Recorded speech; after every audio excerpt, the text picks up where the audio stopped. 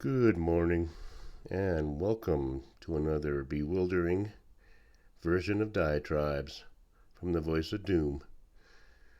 Now, here's your beguiling and begrudging host, Voice of Doom.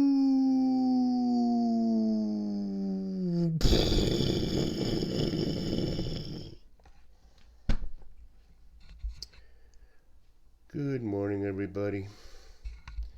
Woke up pretty early today and wandered around aimlessly and decided to do a diatribe because I wanted to get my 2 cents in about this debate business and political mishmash been going on.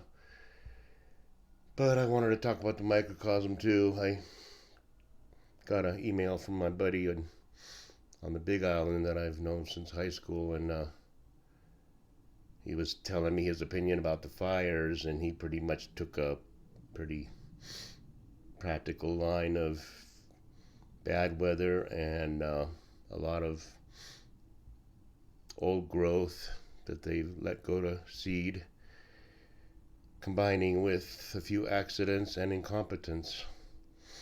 So he's not adhering to any conspiracy theories that maybe it was deliberate. But whether or not it was, it still happened now. I heard a few things, I heard and saw. I saw cars burned up along Front Street in Lahaina. Rows and rows of cars burnt up.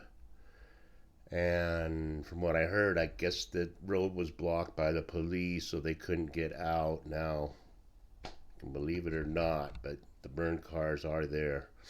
So they can clean everything up and it will be forgotten. And all kinds of conspiracy theories will come out of that. But by that time, we'll have other things to worry about. So, anyway, my buddy was saying how his favorite parts of the diatribes are the microcosm, which I find kind of boring. When I'm listening to that, I'm like, let's move on to some satire. But he said that the satire part kind of is sleep inducing, which tells me that he's a very good friend. Because somebody who's just a acquaintance who will be nice will say, oh, I like your stuff. The people that really like it. And if they are a good friend, they'll be honest and say, yeah, it's kind of boring. Okay. As a Buddhist, I can accept that and I can reflect on that and myself and decide, yeah, okay, maybe I'm not as scintillating as I think I am. Maybe my brilliance is only apparent to myself. And that's the way it's going to be. But I tend to think that I kind of put a lot of things together about how life works. And if you look carefully at my diatribes, you'd see that I lifted a lot of things from Nichiren Daishonin and explaining the universe and just my position in it. Now, speaking of my position, the universal forces are conspiring to make me uncomfortable because all these people are somehow coming together in order to manipulate my life. And I won't go into detail about that because it's a little stupid. But I feel like I'm an antisocial person. I've never really been good with people. And hanging out in crowds or hanging out with friends and chumming it up at the bar, I've just never been my thing. I like to be alone and left alone. And I like to be left alone in all kinds of ways, and I don't really want responsibility. And I sometimes fear that I will get older and my brain will not function correctly. Because I feel it kind of happening. It could be because of certain things I do as a habit, such as alcohol consumption. and marijuana consumption. But once in a while I find myself thinking that my whole life is kind of a fraud, and I feel like I'm either going to get a certified letter or I'm going to get people knocking on my door saying the jig is up. Let's go. I don't know why. It might be paranoia, but it's not based on any particular person or thing. It's just I feel like my life is, I've been faking it all this time. I already told you I feel pretty alone on this planet for various reasons. But I've kind of turned it into a kind of an isolationist kind of a philosophy where I just want to be in my room watching YouTube and just don't get any phone calls ever. But I gotta try to get through that because I can't live the rest of my life like that. But Max has been up and down. He actually got a few days work and he got a few days wages, and I was happy about that. And he said he wanted to buy clothes and get some toiletries so that he could look better, so that he can get more jobs. And I'm like thinking, okay, things are going in the right direction. But every time I hear good news from him, I fear for the worst. For instance, when he said he was going to go work at the casino for a night as a porter, I was happy about that. And then I realized that if he starts drinking and goes there all half-cocked, he will be sent back to the labor department or the labor max, and they will not want to give him any more chances. So that would be bad news all around, but he did make it through the night. And not only that, he got another day doing something else, which he also successfully accomplished. He got his money and proceeded to go on a binge. So one step forward, two steps back. But let me just talk about the politics a bit. Honesty. That's one thing that you gotta kind of dole out very carefully. You can be honest or you can keep your mouth shut. And we'll talk about what I mean by that. Now, the debates. Okay, first of all, I hate the whole premise of how they set it up. You have to have so much percentage in the polls, and you have to have so much contributions, you know, money brought in through contributors. That's how they measure whether you're a person that can be on the stage, is how much money you can bring in. And that's a true thing. And there's one other criteria that's stupid, but has nothing to do with name recognition, because there was two people on there. Well, I'm a political person, but there was at least one person on there that I'd never seen or heard of before. And suddenly he's on stage with all these other people that have name recognition, all of them. But that's beside the point. He raised enough money.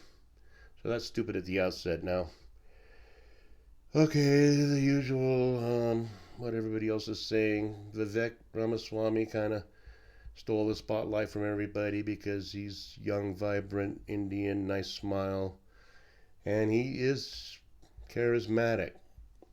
So he took the slings and arrows for Orangey, who didn't take that many slings and arrows, but from the usual. And it was a back and forth, but one thing I noticed is that the wags and tongues are all talking about Vivek stealing, plagiarizing the emperor from 12 years ago. I mean, you ask yourself, how can a skinny guy with a funny name be on this stage right now? That was his opening. Okay, that was Obama's opening. Now, there's many different scenarios for how that could happen. Okay, one scenario. Let's go through all of Obama's speeches and see if I can find some lines that'll work for me. Doesn't seem likely. Let's go through every speech by everybody on every debate and see what lines apply to me. Okay, Go through every debate. Good idea. See how they did. Learn from it. And then something sticks in your head that you heard, and then you forget about where you heard it, and then you say something. Third scenario, I don't think you can copyright a sentence. It's going to be very hard for people to talk eventually if you can copyright impunicity or tragifascination or any of my other new words. Now, he said the same line, either by coincidence or design, but if it was by design, then pretty dumb. Just one sentence, I believe, so come on. All right, let's go on with this Ramaswamy guy. He praised Orangey, and he put himself in a very good position, extremely good position, to be Orangey's running mate, because he's a smart person, and he can say, barring only a series of happenstances, such as might happen to Richard Milhous, where people die and weird things happen and you suddenly become president, he's not going to be president because he just doesn't have the numbers, and he's a little bit too far-fetched for a lot of people. He says the truth, he says honest things, but you can't be honest. I think there's more to 9/11 than we see. Everybody knows that, but you say it and then you get in trouble. Now, how is Orangey a genius, a flawed genius? Well, he elected not to be part of that debate. Now, when I was in high school, I had a buddy who was one of the top tennis players in the state, amateur, and he was in tournaments. And when they had tournaments, they had a lot of people entering, and some were not that good. So what they give these guys in the sports arena is a thing called a bye. It's like, we know you're so good, don't waste your time playing the first round, because you're just going to humiliate someone else. And they get a bye. Now, this is a bye for a presidential candidate who has a very, very commanding lead. And so instead of sharing the stage with 8 people in a 2-hour segment, which means you get about 5 to 10 minutes to talk and to try to defend yourself against slings and arrows coming from every direction, he elects to do at the same time an interview with Tucker. Gets 240 million views, whereas I believe the debate got much less. But they'll get enough views. But Orangey's a genius. I'm going to have a one-on-one interview. It's all me. I'm talking. You ask me questions. I answer you. No one's around to say no, liar, cheater, fraud, traitor. No one's there. Now, how is Orangey flawed? Well, obviously he's a narcissist. He has to interrupt his campaign in order to face these indictments, which are doing nothing but good for him. And he's not able to do his rallies. Now, when it comes to name recognition, I don't think he needs to do another rally for the next year and a half. He really doesn't. Oh, I want to get more people to know who I am. Come on. He doesn't need to do rallies. The only reason he does rallies is because he's a narcissist. And he loves the adulation. Loves it. Loves the attention. How else is he? I mean, aside from the genius of just doing the one-on-one interview and kind of being honest, which he shouldn't be. Another thing that I think he kind of does wrong, or did wrong, is get dragged into one of Tucker's rabbit holes where Tucker's like, what do you think about this Epstein business? Or did you know he was murdered. Now what's Orangey going to say? He has to take a stand on that. And then he's kind of like at the end, well, I do think he committed suicide. Now, why does Tucker even have to bring up such an obscure subject with Orangey? Okay, maybe Orangey went to that island at one time or another. Who knows what's happened? He was a freaking real estate mogul. They all hobnob together. They don't look into each other's resumes first. Okay, dressing the same way every day is getting annoying. It makes him look weird. Big long blue suit coat. It looks almost like a raincoat with a big old long red tie that hangs out. Never any variation on that. Now only weird people do that. Charlie Brown, Mao Zedong, Yasser Arafat. I always wondered, about people who dress the same way. Like, take Fidel Castro. It's like, he gets up in the morning like everybody else.